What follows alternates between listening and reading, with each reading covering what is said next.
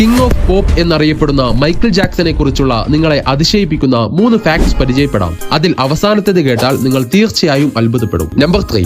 Michael ജാക്സന് അദ്ദേഹം വെളുത്തതായി കാണപ്പെടാൻ ആഗ്രഹിച്ചിരുന്നില്ല. അദ്ദേഹത്തിന് സ്കിന്നിലെ pigment നഷ്ടപ്പെടാൻ കാരണമാകുന്ന അപൂർവമായ ഒരു ചർമ്മ അവസ്ഥയായ വിറ്റിലിഗോ ഉണ്ടായിരുന്നു, അഥവാ വെള്ളപ്പാണ്ട്. സ്റ്റേജിലും വീഡിയോകളിലും സ്കിൻ ടോൺ തുല്യമാക്കാൻ വേണ്ടി മാത്രമാണ് അദ്ദേഹം മേക്കപ്പ് ഉപയോഗിച്ചത്. അത് ബ്ലീച്ചിങ് ആയിരുന്നില്ല, സ്പോട്ട്ലൈറ്റിലെ അതിജീവനം മാത്രമായിരുന്നു. നമ്പർ 2. മൈക്കിൾ ജാക്സൺ മ്യൂസിക്കിൽ മാത്രമായിരുന്നില്ല രാജാവ്, ചാരിറ്റിയിലും അദ്ദേഹം രാജാവായിരുന്നു. ചരിത്രത്തിൽ ഏറ്റവും കൂടുതൽ ജീവകാരുണ്യ പ്രവർത്തനങ്ങൾ നടത്തിയ പോപ്പ് താരം എന്ന ഗിന്നസ് വേൾഡ് റെക്കോർഡ് വരെ അദ്ദേഹത്തിനുണ്ട്. ഏകദേശം 39ലധികം ചാരിറ്റികളെയാണ് അദ്ദേഹം പിന്തുണച്ചത്. ആശുപത്രികൾ മുതൽ കുട്ടികളുടെ ഫൗണ്ടേഷനുകൾ വരെ. അദ്ദേഹത്തിന്റെ ഹൃദയം അദ്ദേഹത്തിന്റെ പ്രശസ്തി പോലെ തന്നെ വലുതായിരുന്നു. അവസാനത്തെ ഫാക്ടിലേക്ക് പോകുന്നതിന് മുന്നേ ചാനൽ ഒന്ന് സബ്സ്ക്രൈബ് ചെയ്യാനും ലൈക്ക് ചെയ്യാനും മറക്കല്ലേ. നമ്പർ 1. മൈക്കിൾ ജാക്സൺ സ്പൈഡർമാൻ എന്ന വേഷം ചെയ്യാൻ ആഗ്രഹിച്ചിരുന്നു. അതെ, ഇതിനായി മാർവൽ കോമിക്സ് വാങ്ങുന്നതിനെ കുറിച്ച് പോലും അദ്ദേഹം ആലോചിച്ചിരുന്നു. സ്റ്റാൻലിയുമായി കൂടിക്കാഴ്ച നടത്തി തന്റെ പദ്ധതികളെ കുറിച്ച് ചർച്ച ചെയ്തു. പക്ഷേ ഒടുവിൽ ആ കരാർ പരാജയപ്പെട്ടു. പകരം ടോബി മഗ്വയർ ആണ് ഈ വേഷം അഭിനയിച്ചത്.